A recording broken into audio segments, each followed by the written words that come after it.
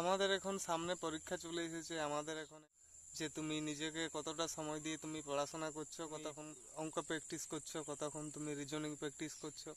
WBP constable, KP constable, এই দুটো পরীক্ষা এখন আমাদের সামনে এসেছে। তো এই পরীক্ষাগুলোকে তুমি যদি সফল হতে চাও তো নিজেকে যতটা খুশি সময় দাও, ফিজিক্যালেও একটু অ্যাক্টিভ থাকো। ফিজিক্যাল সকাল বিকাল এবং তুমি যতক্ষণ পারবে একটু আধটু রানিং এক্সারসাইজ করো। তাহলে কি হবে, শরীর ভালো থাকবে, মন ভালো থাকবে, পড়াশোনায় মনোযোগ বাড়বে।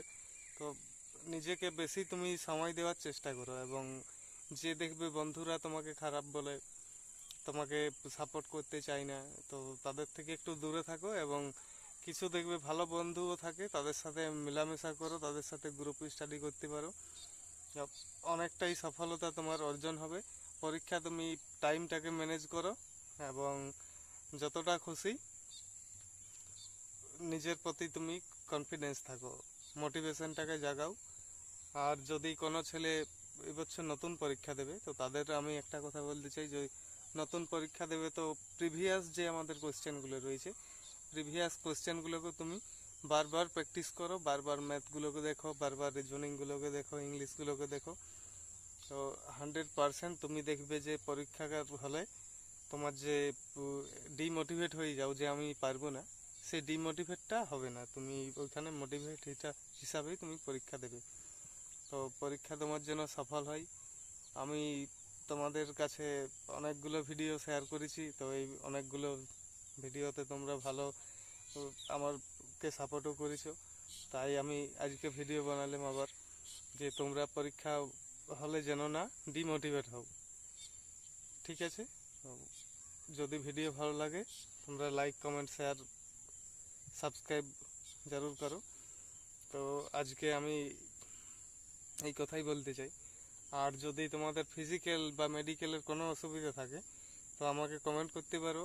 ফিজিক্যাল এক্সারসাইজ হোক, মেডিকেল এক্সারসাইজ হোক, তো ওইগুলোর জন্য জরুর ভিডিও আমি বানাবো। এবং নিজের প্রতি অ্যাক্টিভ থাকো, ডিমোটিভেট হও না, মোটিভেশনে থাকো, পড়াশোনাটাকে কন্টিনিউ চালিয়ে যাও। ঠিক আছে? তো এই বলে আমি ভিডিও আজকে শেষ করতে চাই।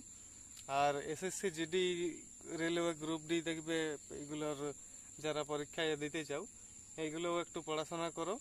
কনস্টেবলের সাথে সাথে গ্রুপ ডিতেও অনেক ভ্যাকেন্সি আছে এবং এসএসসি জিডি নতুন ভ্যাকেন্সি অনেক আসছে। তো অনেক ছেলেই ধরো কেপি কনস্টেবল হোক, ডাব্লিউপি কনস্টেবল হোক, প্রিপারেশন তো করবে, হয়তো কোনো কারণবশত এক্সামটাকে হয়তো পাস করতে পারলো না। তো ডাব্লিউপি কনস্টেবল ছেড়ে তুমি রেলওয়ে গ্রুপ ডি হোক, এসএসসি জিডি হোক, তো এইগুলোতে তুমি তখন জব পাওয়ার 100% চান্স থাকবে। তো ওইগুলো ফর্ম ফিল আপ করো, নিজেকে ভালো রাখো, পড়াশোনা মন দিয়ে করো।